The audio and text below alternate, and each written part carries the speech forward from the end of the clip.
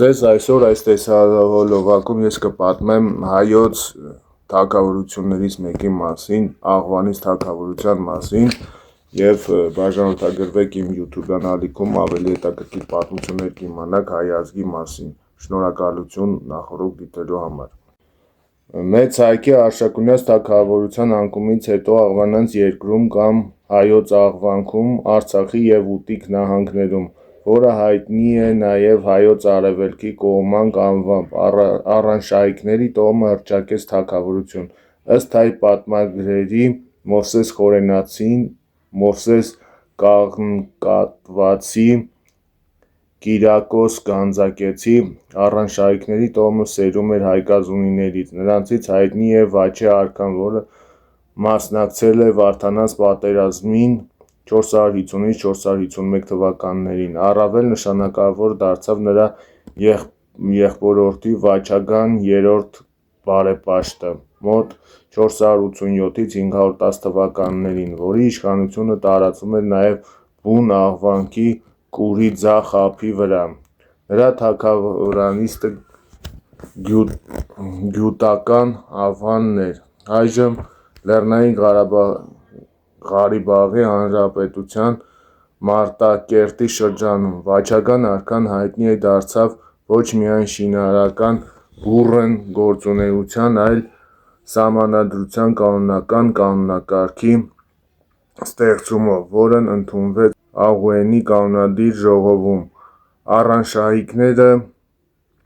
որից թագավորական պատվի հասան 9-րդ դարի վերջին, արդեն Բագրատունյանց թագավորության դարաշրջանում, Սմբատ I Բագրատունի արքա 894 թվականին Արցախի Ուտիկի և Կապեջան գավառի տեր Համամ Առանշահիկին ճանաչեց թագավոր, որը ճանաչում էր Բագրատունյանց գերիշխանությունը։ Առանշահիկների արքայատան հետ է կապված նաև Փարիսոսի թագավորությունը, որը մեզանում քիչ է հայտնի։ Այն մոտ 958 թվականին հռչակվել է Սենեքերիմ Հովհաննեսու Սենեքերիմ առանշահիկ, Սահակ Սևադայի որդին, վերջինս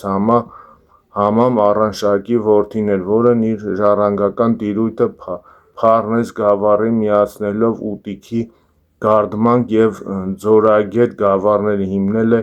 Փարիսոսի իշխանությունը։ Փարիսոսի թագավորության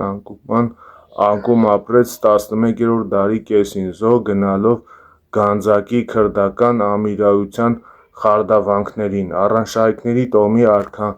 արքայանալու մեկ այլ ուշագրավ դրվագ ունենք 10-րդ դարում Խաչենի մեծ իշխան Վախթանգ II Տագիկի և Սարգիս Զաքարյանի դուստր Խորիշահի որդին Հասան Ջալալ Դոլան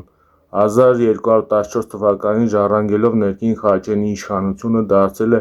Արցախի ու հարակից հայկական մյուս շրջանների հայոց արևելից կողմնաց գահերից իշխանը։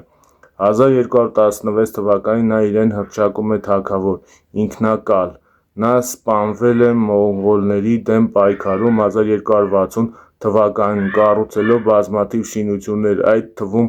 Գանձասարի Սուրբ Հովհաննես Մկրտիչ մայր տաճարը։ Առանշահիկները, որպես Արցախի իշխանական մելիքական տներ, պահպանվեցին մինչև 10-20-րդ դարը։ Նրանց ներկայացուցիչները կարևոր դեր ունեցան նաև հայոց արևելքի կողմած հոգևոր կյանքում, զբաղեցնելով Գանձասարի կաթողիկոսական աթոռը։ Շնորհակալություն դիտելու համար։